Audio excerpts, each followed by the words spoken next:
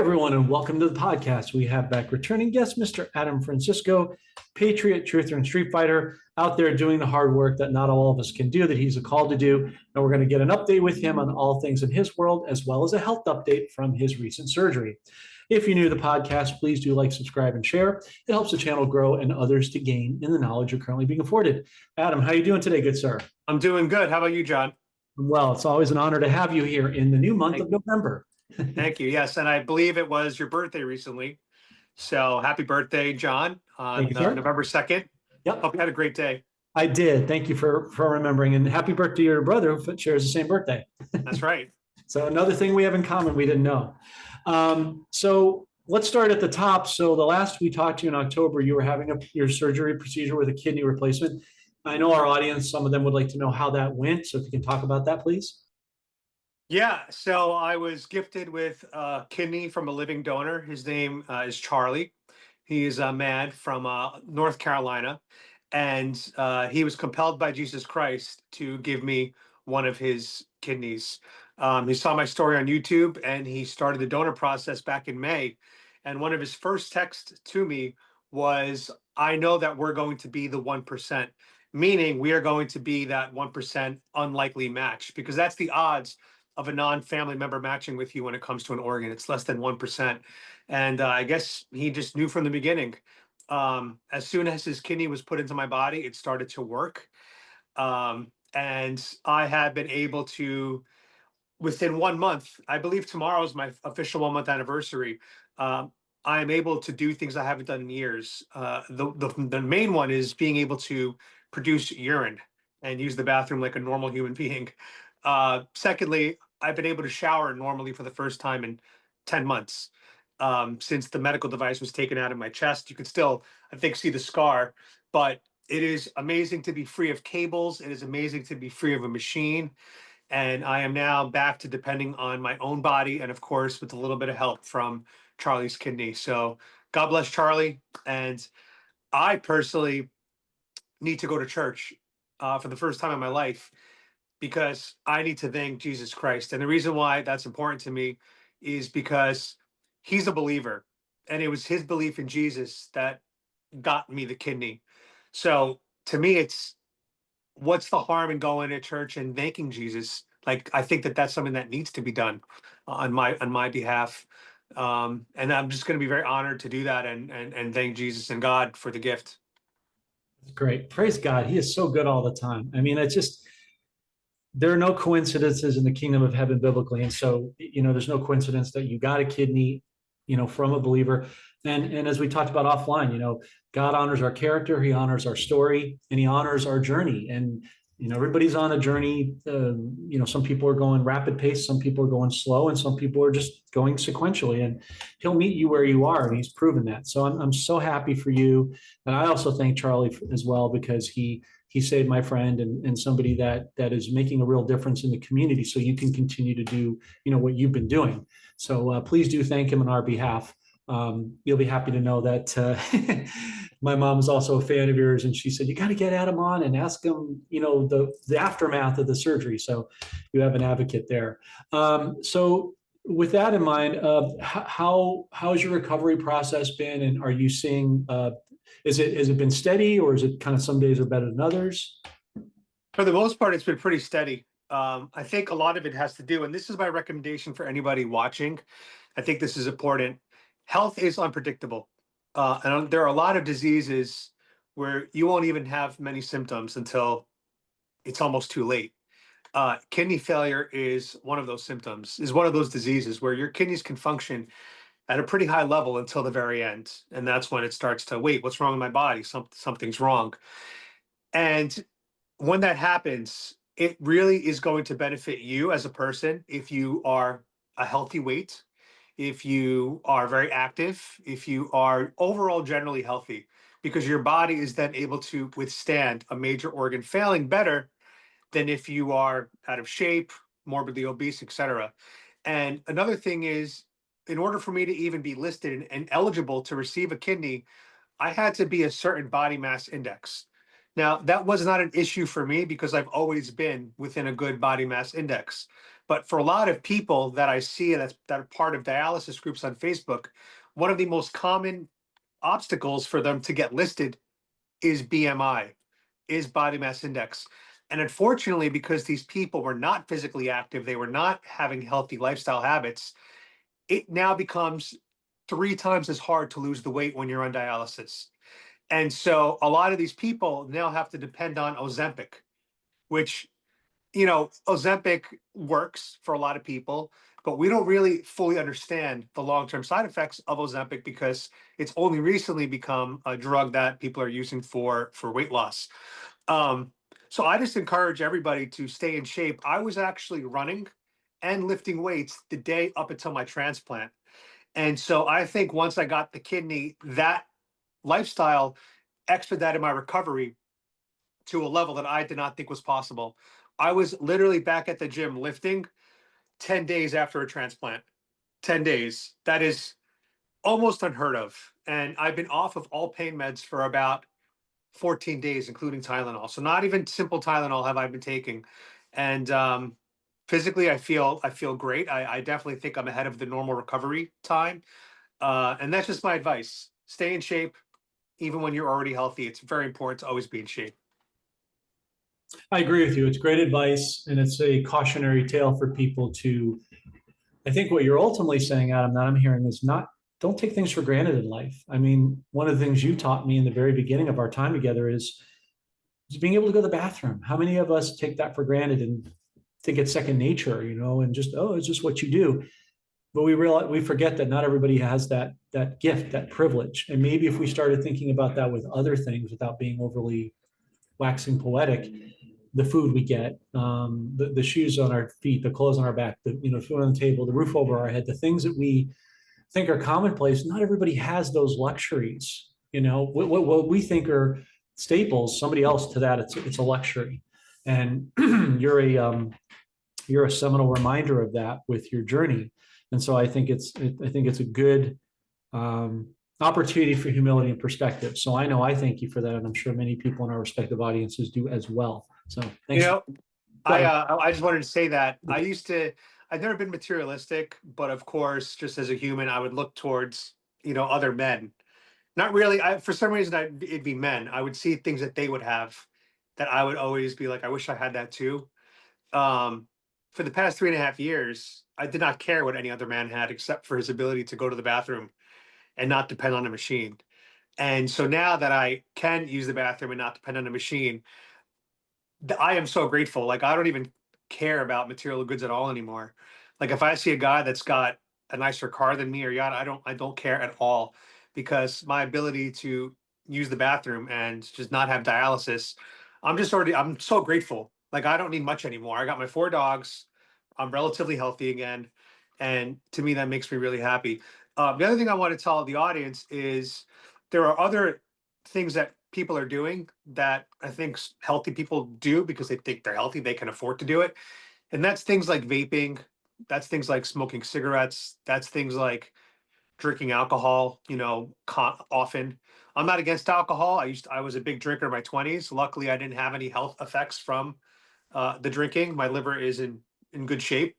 Um, but now that I've been transplanted, the algorithm on TikTok has been sending me videos of people dealing with liver failure. And let me tell you something, watching those videos with liver failure, I hate to compare diseases, but the people in liver failure, from what I've seen, it seems to be a much more difficult organ to deal with losing than the kidneys. That's just from what I'm seeing. And it just reminds me that I'm so lucky that as much as I drank in my 20s, I did not have any long-term damage because even though I was drinking socially almost 5, 6 days a week, I was still going to the gym. I was still trying to eat healthy meals. So I was doing enough to kind of offset some of what I was doing. But regardless, for anybody watching, if you feel like you're drinking too much, then guess what? You are drinking too much. If you're vaping at all, yeah, you're hurting your cardiovascular system. Smoking cigarettes, you're doing the same thing. And I'm going to even extend this to gambling. If you are gambling and you are struggling financially, or you're feeling an emotional pain when you lose money, you're probably gambling too much. And so reconsider doing, and I'm not even talking from a biblical sin perspective, right? Because John, you know that I'm not there yet, but I'm just talking from a common sense perspective. Like, if those things are hurting you, like, you should probably stop. And that's just my advice about that. I think it's just good, solid, practical advice. I mean, what you're really saying again is balance. You know, 100%. really, that's what I hear is just everything in moderation. Um, and so everybody has to govern themselves accordingly, and that everybody has the free will, as you said, to do that. But yeah, I hear what you're saying. I personally have never subscribed to those things. No judgments. Just I grew up as an athlete and a professional musician, and that's all about discipline. And I watched what it did to other people. Like, I don't think I really need that. I got enough problems. I want to add to it, but I think what you're saying, with what you've experienced with your health revelation and your really, for all intents and purposes, I think you would agree, is a minor miracle, right? Yeah. You said Yeah. less than 1%. That's pretty big. Yeah. Has given you a newfound perspective on life, a new lease on life, and it's taught you the things that matter and the things that don't. And I think a lot of our audiences can appreciate that with the seismic shift that we're seeing in the country on multiple fronts, which actually leads me perfectly to a good segue for you, which is let me pull up. This is the most recent. Correct me if I'm wrong. The most recent podcast that you did on the street that I wanted to bring up here. So before I play this, can you give the audience a little bit of a narration of what we're going to be watching? Yeah, so I met up with my friend Tara in Orlando. That's Tara on screen right now. And I also met up with my friend Neverwoke. That's his username, Neverwoke. Mm-hmm. And we were in Orlando. We were just filming some street content, and we realized that we were very close to Pulse nightclub. And Tara said that Pulse nightclub, which is where the shooting happened back in, I think, 2016. Yeah, 2016, June 12th.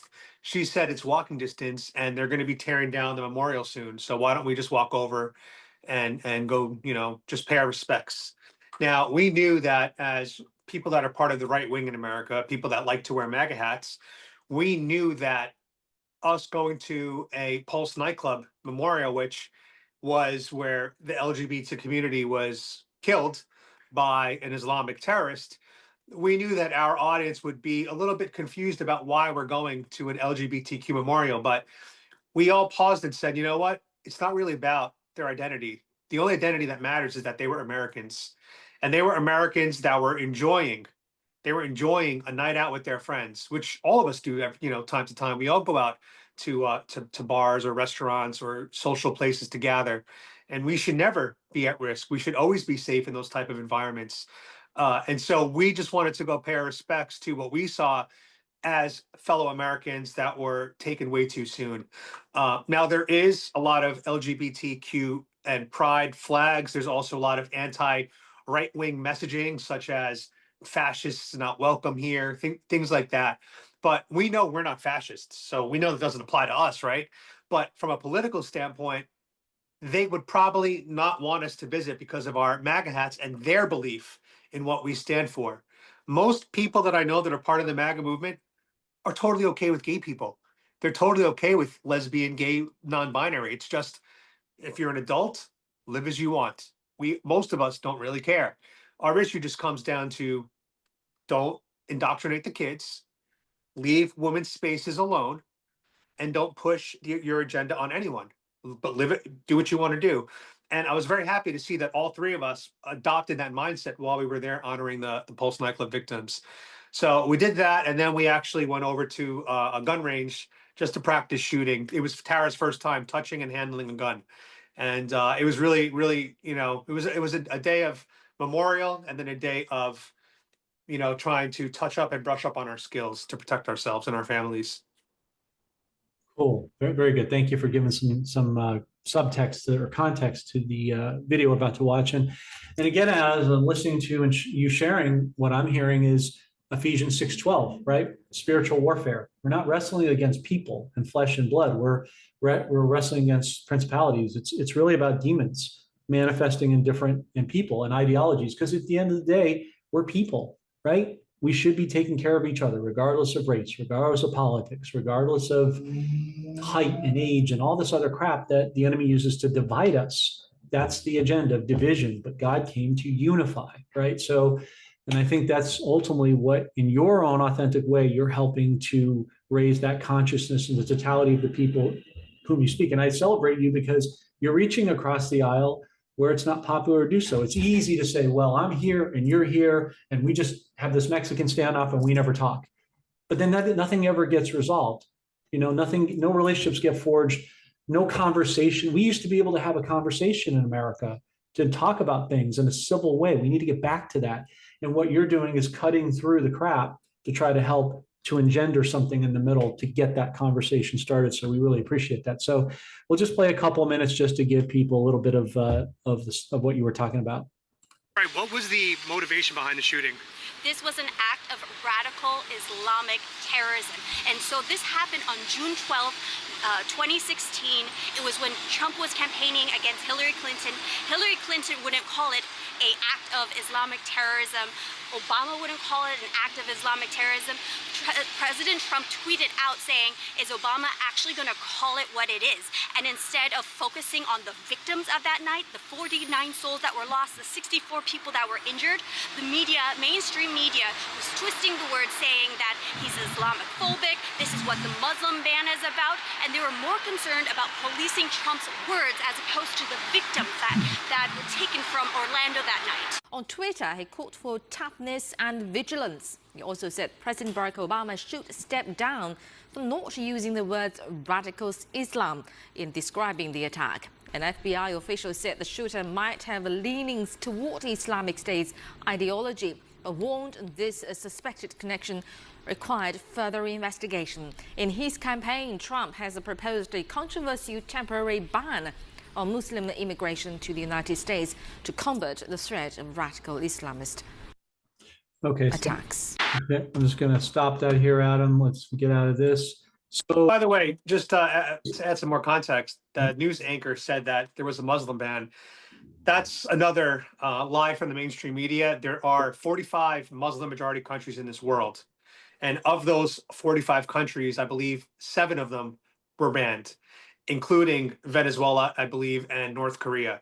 And we all know that those are not Muslim countries.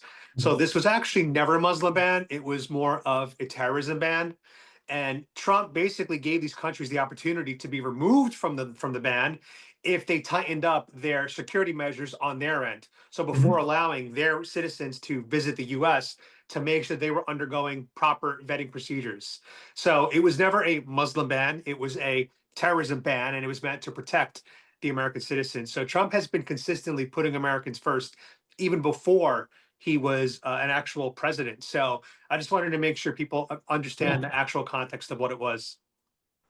No, I appreciate that. And excuse me, again, spiritual warfare. Satan is working through the media, demonic powers raging, trying to create fear, distalization, and a sense of dystopia and fear porn, because that's been their one-trick playbook. That's all the enemy has. Satan is one-trick playbook, and as we don't acquiesce to that, he runs out of options because people become awake and aware, and they counteract it like what you're doing. But yeah, that's just more lies and disinformation. No real surprise there. But thank you for clarifying that. One of the things I wanted to ask you, Adam, is when we last talked, you were going to go out on the street and kind of have touch points with the general population about what their perception of the economy was now that we're in the thick of the shutdown. You'll note that as it goes 61 days, which would be December, I think November 30th or December 1st, that would officially give him constitutional rights to make these moves, these implementations permanent, or he can do the Insurrection Act preemptively and just cut it cold turkey. So the two questions I have would be, as you've discussed with people as a man on the street about the economy, what are the people's general perception of the economy, the shutdown? Are they for it? Are they against it? And which power move do you think he's going to do, the Insurrection Act, or just let it go out for 61 days? So I don't think it's going to get, to be honest, I think the shutdown's going to end either today or tomorrow. And I'll tell you why I'm going to make that prediction, and then I'll talk about the economy. I believe that the Democrats wanted to keep the government shut down in order to create larger turnout for the elections that we just had yesterday. I think that was their goal, was to blame Trump and the GOP for the shutdown. If you look at polling, more Americans currently blame the GOP for the shutdown than the Democrats, which is just to me so shocking because the Republican Party has voted to pass the CR bill. The vast majority of Republicans voted to reopen it, and the vast majority of Democrats have voted to not reopen the government by not passing the CR bill. So, they need 60 votes. They only have 55, 53, 55. That's what they've gotten into the range. So they need more Democrats to vote to reopen, and it would be reopened. But I really, truly think that they did this to get turnout from the Democrats on election day. And it seemed to have worked because yesterday they swept the Republicans. Was it yesterday? I think it was yesterday. They swept the Republicans. It might have been 2 days ago. Couple days ago, yeah. Yeah, I'm losing time. I know. They won New York, which, let's be honest, it's New York. We kind of expected that. They won Virginia with Abigail Spanberger. Again, no surprise there. And they won in New Jersey. Yep. No surprise there. No. Now, the only seat that I was shocked that the Republicans didn't win was the Virginia Attorney General.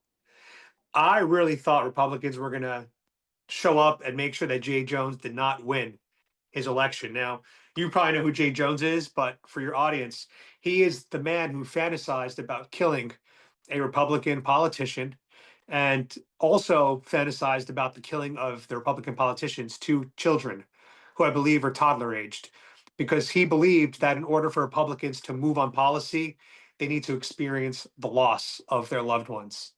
This is literally what an attorney general candidate said about Republicans. And the Republicans of Virginia didn't think that maybe we should rally together and band together and show up and flood the polls to make sure that this guy who wants instead doesn't become the attorney general. And they didn't show up. That to me is so embarrassing from the Virginia GOP, from the Republicans. It's so embarrassing that you let this man in office.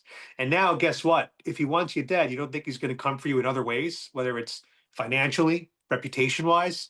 I would be getting the hell out of Virginia if I was a known Republican right now. As far as the economy, people are still on the street. They're still pretty upset with the economy right now. Of course, they're blaming Trump, even though they don't understand that the one big, beautiful bill just passed a few months ago. And the economy doesn't just switch. Once you pass a bill, it takes at least a year, an economic cycle, for the impacts to be felt. So just as we saw in Trump's first term, when 2019, the economy was on absolute fire, we're going to see the same thing this term. It's going to take Trump until the end of 2026, early 2027 to see his economy running. And so this is still the Biden remnants of his economy. And it's going to be that way for the end of this year and probably the beginning of next year. So I'm very hopeful for the future. At least inflation is a lot lower than it was under Joe Biden. And that is a victory. Gas prices are down, at least here in Florida, below $3. That's another victory. And eggs are cheap again. That's another victory. And so, we should talk about some of the positive things he's doing than misplaced anger by a lot of people on the street. Yeah, thank you for that. Thank you for the report. I think you're going to see, Adam, that come end of this month, December, or whenever it is, the shutdown ends. But ultimately, I think by December 1, you're going to see some radical changes financially. We talked about Nassar Jassara. I think people are going to be in some surprises. They're going to start loving him again. And that's going to create an upswing momentum into 2026. Because to your point, we study this a lot in economics. It takes about, he said the back wall is July 4th, where the country will be liberated. That's restoring the republic. But before that happens, he needs 2 quarters of GDP cycles of massive growth. And you remember, Adam, he said in August of this year in the Oval Office, he said, by the time we hit December, January, the economy is going to be rocking. So he's telling you these things are going to get a upswing of momentum between December into January, which will, when he crashes the old system in the first quarter, he can rebound it enough with some of the people being blessed and compensating and all that kind of stuff, but he'll get that momentum going into July, to your point. So I think that's how he's going to do it, is this sort of upsweep wave, and people are going to be pleasantly surprised in December. They're going to have a great Christmas, which will give momentum, to your point, going forward. As far as the elections are concerned, I think it's all a scripted narrative. They needed the people to take people to the cliff, but to pull them back, to get them upset and awake and involved, to see how bad it could be. Because remember, fraud vitiates everything. so that they can pull it back and see this would have happened if we weren't here, if this election fraud was not this, because here in California, we know Prop 50 didn't legally pass. They rigged the election, but he's got it all on Starlink. He's got it in the cloud. They've got all this stuff, and they're going to show the people this was fraud. He's even suing the state of California to expose Gavin Useless so he can bring that fraud to light.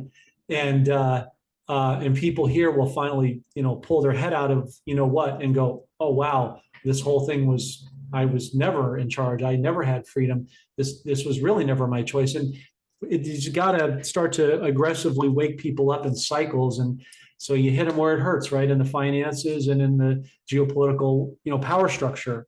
And people kind of know that the game's been rigged, but I don't think they really realized it. I'm talking about the general populace, not our audience, just how bad and pervasive it's been on all fronts. Even something like school lunches and going in the school system, they have this whole, what is it? I can't remember what the LB 495 or something like that, where they basically want to give your kids, a stranger can have access to your children for pedophilia and to control their minds. Like they're taking the freedom away from your children, as you said. They're going to a level that they absolutely have no right to do. And people need to see to the extent of how pervasive this corruption really goes. And I was really hoping at this point that whether you're left or right, whatever race you are, doesn't matter, that you don't touch the children. There are some things that are out of bounds, that would be a galvanizer to get everybody in society involved. You know what I mean? So. Yeah, but the children are not off limits because, as we see by some of the left, not all the leftists, but some of the left ideology, they don't think kids are off limits. They think if a kid thinks it's trans, then they're trans and they're allowed to consent. And to me, that's just like, can you ask a leftist on the street, can a kid smoke? No. Can a kid drink? No. Can a kid vote? No. Can they join the military? No. Can a kid cut off their genitals? Yes. It's like, wait, what? What just happened? So yeah, the left, some of them definitely don't think that the kids are off limits. No, I know you're right. It's just, it just leaves you speechless. It's just incomprehensible. It's just pure satanic. And we need to fight this battlefield in the spiritual realm, because that's where it really lies. But again, as we do it together, and there's more of us than them, as we start to synergize, which is the enemy's greatest fear, we can start to take down their walls and defund them and sort of take their legs out from under them where they were getting leverage before. What in your next podcast, what are you kind of tackling on the street with people? Well, I did a video a couple days ago with Liberty Hangout. I'm not sure if you're familiar with Liberty Hangout. Well, that's Caitlin Bennett's channel. Mhm. And we did a collab together where I went undercover as a fake Kamala Harris supporter to a left-wing protest. And it was a really, really fun interview, fun, I guess, episode. If you guys want to watch it, head on over to Liberty Hangout. It's her latest video. And we had a really good time. I have blue hair now. I don't know if you guys can see it. I got blue hair now. I see it, yeah. So it helped. And I didn't do this for that video, but it definitely helped me fit in at the protest. I look like a blue-haired liberal. So I don't know. I mean, I did that. I filmed the video yesterday about New York voting in a Democratic socialist. But unfortunately, my conversation somehow ended up switching over to Israel versus Palestine, which is a topic I don't really care to talk about too much because that war's been going on for so long. It just happens in different phases throughout history. And so I just don't know what the solution could be or if there is a solution. So I just don't really talk about that too much, but it was basically, it's going to be like 15-minute episode of me talking about Israel Palestine, my least favorite topic to talk about. I'm debating if I even want to put it up, but I think that there were some points made that were good, and I don't know, it just exposes some of the left ideology a little bit. So I might put it up. I don't know. But the goal was to talk about a Democrat socialist becoming the mayor of New York, the capitalist capital of the world. And it's just, I'm a New Yorker, so I feel bad for New York. And when you analyze the voting trends, it looks like two different groups of people voted in Zoran. Young liberal women and foreigners. That's who voted in Zoran Mamdani into the New York mayorship. Native New Yorkers did not vote for Zoran. They voted for Cuomo and Silva. and young Clearly. men were split 50-50, which I was kind of disappointed about. I thought young men would be a little bit better than that. But New York is definitely an indicator, and it's kind of scary that Zoran won. Again, I think President Trump, Adam, is using as a litmus test to put it out there and let people see, he's going to get pulled out and because he was installed. So, and they rigged the election just like they do here in California, but they'll let people get a taste of how bad it could be under him before people go, oh no, let's not, we got to stop that. And then once enough people get galvanized, they can, pull the plug on this guy. But yeah, he's not going to win. And you know what I'm going to say, Adam? The answer is Jesus on the Israel-Palestine front, because man can't solve this on their own. This is going to take divine intervention. But I do believe God has a plan for that too. And we just have to do our part and trust him and work through it and let him play out the cards the way and the timing which he sees fit. And that's all that we can do ultimately. So as we typically wrap things up, Adam, if you would just last thoughts you have for the audience, and please talk about your donation link if anybody's interested. Yeah, so I still have my Give Send Go. I was using it during my kidney failure battle, just for donations. And I still have the link open because now it's about my recovery, which they say could take up to a full year to truly, fully become one with the kidney again, and make sure that there's no rejection episodes, because they're most likely to happen within the first year. And then also, it's just if people want to support the work I do on the street, talking to the left, the right, and trying to spread some truth pills when I get out there. So you could find me there, givesendgo.com/Adam Francisco. It tells the whole story about my health battle, and it just keeps everyone updated about where I currently am in my recovery. So I appreciate any donations there. But of course, you could always subscribe to me on YouTube, Adam Francisco, and all platforms. I have not been banned yet on any platform. I've had strikes, I've been censored, I've been shadow banned, but I have not been removed, and I'm very proud of that fact. Actually, no, I did get removed from TikTok once, 3 years ago, when I had 50,000 subs. They took down my account, but my second account is still active, and so I'm very happy with that. So that's where you guys can find me. Awesome. Well, then we'll leave those links below here in the video and in the description so people can get easy access to finding you. We would definitely support that. Well, Adam Francisco, thank you, sir, for all of your time, energy, your heart, and your service. We appreciate it. Thanks for giving us. John. You're welcome. Thanks for a Reprise update. Thanks for the well wishes, and have a blessed rest of your day. Have a great Thanksgiving. You too. Thank you. And we'll look forward to seeing you again soon. All right. See you guys.